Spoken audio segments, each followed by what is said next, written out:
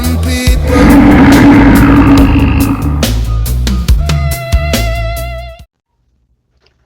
The idea, which contains the embryo of Black August, it was embedded in the decision of New African California prisoners to take up the fight against their racial domination.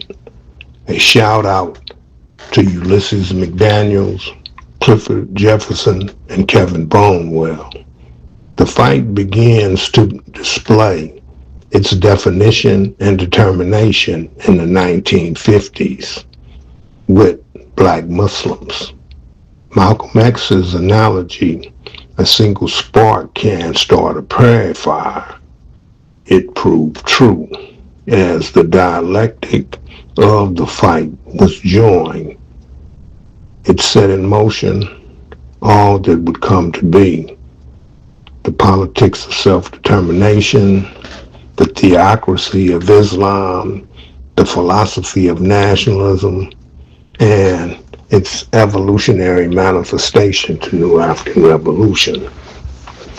In Cali, more and more young Black rebels were being sent to prison, lest we forget the 18-year-old George Lester Jackson. The percentage of Black prisoners during this period had grown to about a quarter of the overall California prison population. A gifted brother once articulated, the state has a long history of murder and man-breaking in its relations with New Africans. So, from the show up, these rebels, these could-be revolutionaries, they were given a crash course in the expectations of established American racism. The lines in the coming fight thus took shape. The contradiction festered.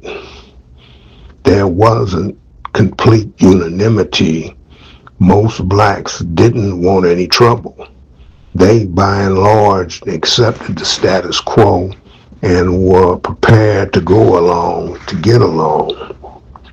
However, a small cadre of rebels like Claude McKay embraced, if we must die. These could-be Black August fleas rejected the class and racial domination schemes which placed them at the bottom of the social arrangement.